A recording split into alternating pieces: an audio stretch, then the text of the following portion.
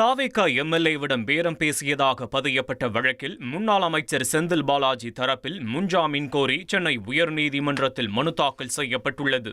சட்டப்பேரவையில் சபாநாயகருக்கு எதிரான தீர்மானத்திற்கு ஆதரவாக வாக்களிக்க 35 கோடி ரூபாய் வழங்குவதாக சிலர் தன்னிடம் பேரம் பேசியதை சுட்டிக்காட்டி ஊத்தங்கரை தொகுதி தாவேகா எம்எல்ஏ என் இளையராஜா சென்னை காவல் ஆணையரிடம் புகார் அளித்திருந்தார்.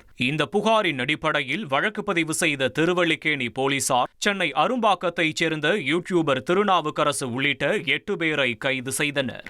இந்த வழக்கு விசாரணைக்கு ஆஜராகும்படி முன்னாள் அமைச்சர் செந்தில் பாலாஜி மற்றும் அவரது சகோதரர் அசோக்குமார் ஆகியோருக்கு போலீசார் சம்மன் அனுப்பியிருந்தனர். ஆனால் இருவரும் விசாரணைக்கு ஆஜராகாத நிலையில் செந்தில் பாலாஜியின் சகோதரர் அசோக்குமார் முன்ஜாமீன் கோரி ஏற்கனவே சென்னை உயர்நீதிமன்றத்தில் மனு தாக்கல் செய்திருந்தார். தற்போது முன்னாள் அமைச்சர் செந்தில் பாலாஜியும் சென்னை உயர்நீதிமன்றத்தில் முன்ஜாமீன் கோரி மனு தாக்கல் செய்துள்ளார். அந்த மனுவில் தன் மீது அரசியல் உள்நோக்கத்துடன் வழக்கு பதிவு செய்யப்பட்டுள்ளது என்றும் குதிரை பேரத்திற்கும் தனக்கும் எந்த தொடர்பும் இல்லை என்றும் குறிப்பிட்டுள்ள அவர் வழக்கில் குற்றம் சாட்டப்பட்டவராக தான் சேர்க்கப்படவில்லை, இருப்பினும் போலீசார் தன்னை கைது செய்யக்கூடும் என்பதால் முன்ஜாமீன் வழங்க வேண்டும் என மனுவில் கூறியுள்ளார்.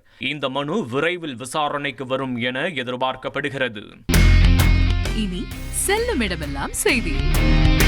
தந்தி டிவியின் வாட்ஸ்அப் சேனலை ஃபாலோ பண்ணினா செல்ல இருக்கும் இடமெல்லாம் செய்தி. இதோ QR கோட் இப்பவே ஸ்கேன் பண்ணுங்க, ஃபாலோ பண்ணுங்க.